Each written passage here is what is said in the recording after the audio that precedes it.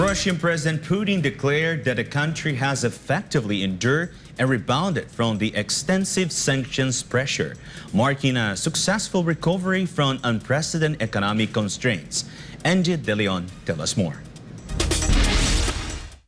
President Vladimir Putin recently declared that Russia's economy has successfully bounced back, reaching the same gross domestic product or GDP level as before the Ukraine-related sanctions were imposed. Speaking at a government meeting discussing the draft federal budget for 2024 to 2026, Putin emphasized that Russia had overcome tough challenges. Putin said, quote, "In simple terms, Russia's economy is back to where it was before sanctions hit us. We've managed to withstand the pressure from sanctions and challenges from the West." End of quote. He also revealed that Russia's GDP has returned to its 2021 level. Putin stressed how important it is to maintain stable growth. When talking about economic growth, Putin mentioned that while experts initially predicted a 1.2% growth in GDP for April, Russia has already exceeded that target. He even projected that by the end of the year,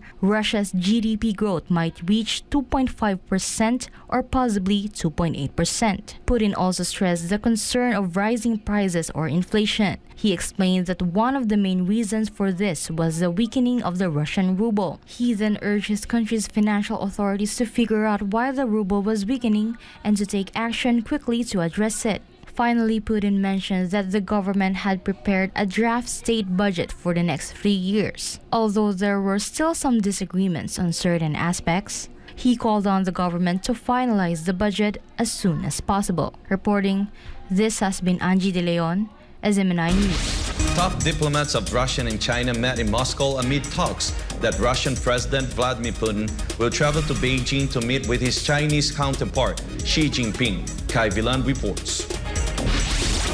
Chinese Foreign Minister Wang Yi said that as major countries in the world and also as permanent members of the UN Security Council, China and Russia bear important responsibilities for maintaining global strategic stability and promoting world development and progress.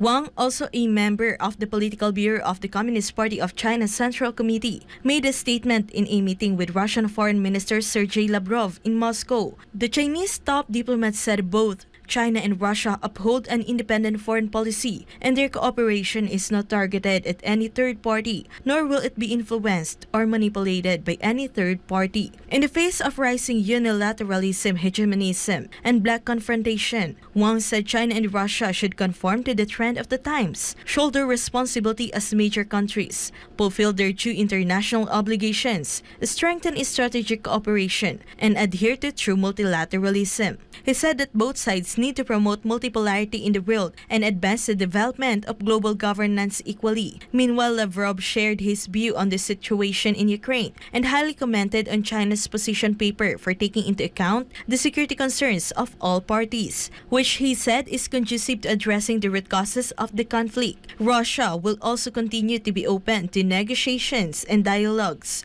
The two sides also exchanged views on other international and regional issues of common concern. The meeting comes following the talks between Wang Yi and U.S. National Security Advisor Jake Sullivan in Malta regarding U.S. and China, the Asia-Pacific region, and other issues. The sad talks also come as Putin is set to travel to China in October at the invitation of Xi. Reporting for Newsline World, Kai Vilan, SMNI News. For the first time in history, the United States has exceeded its national debt amounting to $33 trillion. Jane Domingo has the details. The U.S. gross national debt exceeded $33 trillion for the first time on Monday.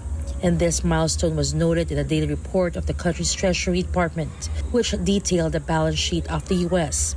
It came as the Congress appeared to be faltering in its efforts to fund the American government ahead of the deadline on September 30. The Bank of America said that there's a 50% chance that the U.S. government will face a shutdown if Congress fails to reach a solution by the end of September. To recall, on January 19, the U.S. hit its $31.4 trillion debt ceiling. In June, a debt ceiling bill suspended the effect of the U.S. federal government debt ceiling until 2025, and then the size of the federal government debt quickly exceeded to $32 trillion. To recall, Fitch, one of the three major independent agencies that assess creditworthiness, downgraded the U.S. long-term foreign currency issuer default rating to AA+ from AAA over concerns about the high and growing debt burden of the U.S. government. It also expected that U.S.'s rating will continue to deteriorate over the next 3 years. Reporting, this has been Jean Domingo, SMNI News. Former U.S. President Donald Trump will skip the Second Republic debate. Instead, he will address auto workers in Detroit amid an ongoing labor dispute on September 27. He plans to criticize President Biden's electric vehicle policies and court support from blue-collar union members amid an ongoing labor dispute in the auto industry. This move indicates Trump's focus on the general election, aiming to win back working-class voters who supported Biden in 2020. The strike by the United Auto Workers Union poses a political challenge for Biden, and Trump seeks to position himself as a champion of auto workers in key swing states for the 2024 election. Brazilian President Lula da Silva is set to meet with his Ukrainian counterpart for the first time after months of diplomatic and forth between the two leaders. Mike Dennis Oliveira will tell us more about this live. Mike?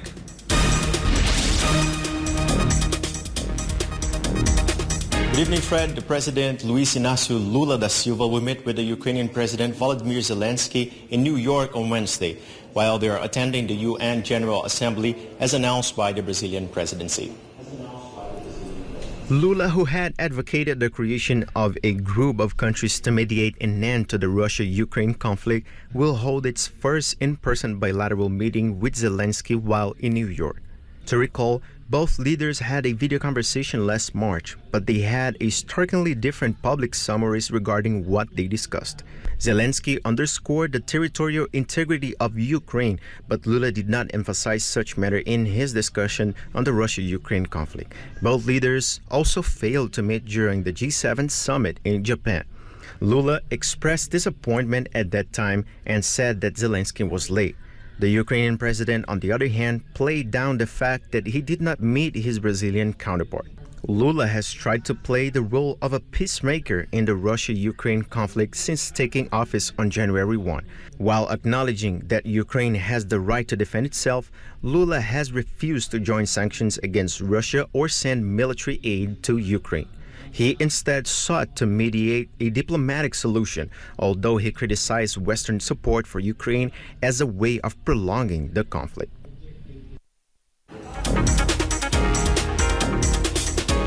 It is highly expected, Fred, that the Russia-Ukraine conflict will be discussed in the UN General Assembly, although some other countries are also expected to pitch their concerns regarding poverty, inequality, the increasing food prices, and the worsening climate emergency. Back to you, Fred. Thank you, Mikey, for that live report.